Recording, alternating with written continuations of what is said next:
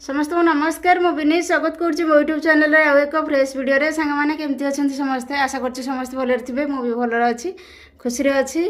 आमती घर काम गोटे गोटे चलुची मझे मझे कि गोटे गोटे माने स्टेप आगू होची किसी दिन पुणी गैप पड़ जाऊँगी कारण सब जिन पैसा पर निर्भर करुँची जिते पैसा सुविधा हो किसी काम होपर ना पुणी बंद हो जाऊँगी तो ये घर काम तो लगी रहिबो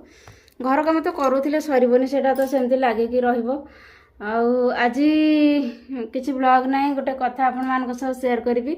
बहुत भल कथाटे आ शिक्षणीय कथाटे जहाँ कि अंगे मु भी प्राय टाइम अंगे निभेची तो से जिन मुझे आपण मान सेयार करी टॉपिक तो रही पाइब जदि आम क्या किसी भल भल पाइबा रिटर्न जदि खराब देथिबा तो निहाती खराब पाइबा तो मोर गोटे कथा मन पड़ुची डिसेम्बर 14 तारिख जो दिन आमर कोर्ट मैरेज है से दिन थी बुधवार बुधवार थी से तो मुझे आमिष खाऊली आमिष बारटे थी जिते 4टा बाजी जाइए आमर कोर्ट मैरेज कम सब सरीगला मैरेज कम सरीगला सरला से दिन मुझे बहुत इमोशनाल थी बहुत माने कांदकटा भितर खावाई इच्छा नाला किंतु ये बाध्य कर जाइलु खायापी होटेल को होटेल जो आमर कोर्ट पछपटे गोटे होटेल थिला से होटेल को आम गलु तो आम जाणीनु जे सेठी माने 300 तलू सॉरी 360 तलू आ मिल ना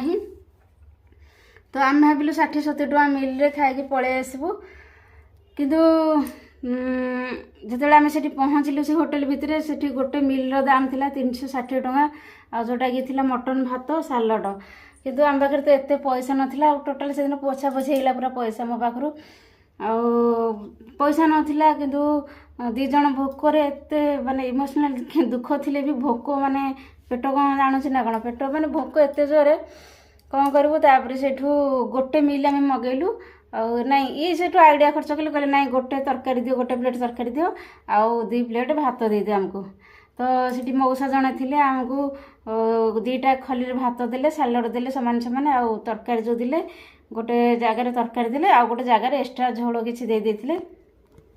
अधिका किसी देथिले से देखिकी आम सिचुएसन आम परिस्थिति देखिकी से बुझी जाइथिले सब जिन से देथिले आउ आम से दिन एते शांति पेट पर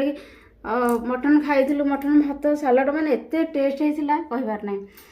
पैसा जमती खाଇବା भी सेमती आउ से माने आग्रहर सहित खुशीर सहित देथिले तो से जिन से आमको से जिन माने बहुत भल लगी से दिन बेले बेले निज लोक मैंने भी कर छड़ा दे दिखती निज लोक मैंने भी दूरे जाती परिस्थिति जिते बड़े आम खराब परिस्थिति पड़े किंतु से टाइम रे भगवान कौन ना कौन बाह्य लोकर सहारा दिखती से आमको से द्वारा आम उपकृत किसी हो तो सही समय से लोक मान आम के भूलवा अनुचित तो सब बेले से ठाकुर को प्रार्थना करबा आम हूँ तो किसी करवा न करवा किंतु जदि भगवान के पाखे प्रार्थना करबा निहाती भावे आम प्रार्थना द्वारा से किसी ना किसी उपकृत हो पारे तो मो कहबार उद्देश्य कि यही कथा जिते आमर काली डिस्कसन होता राति मोर तो सी कहले कि देखे जदि क्या किसी तो देबू भल पेट पूरा खायापी तो निश्चिंत दिने न दिने तोते मिल ते केबे भी तो पेट उपास रही कारण सी जो कहते मुझे गाँव को जाए किसी कुकुर तार छुआ पिला जो था सब समस्त को खावा को दिए क्या दान करके तो कहवा कथा नहीं कारण से दानर कौन मूल्य रुहे किंतु निहाती भाव कहि हाँ आम आज दौचे काली आमको रिटर्न आसो से मनोवृत्ति नहीं कि क्या दिंतुनि जदि देउछंती ताहले निज आत्मा निज मनरू निज हृदय निज भितर स्पहार सहित निज आग्रह सहित तो किसी ना किसी अन्य मानक साहाय्य सहयोग करूँ तेज निहाती आपण मान पाखक रिटर्न आसो तो सांग मैंने रही नमस्कार।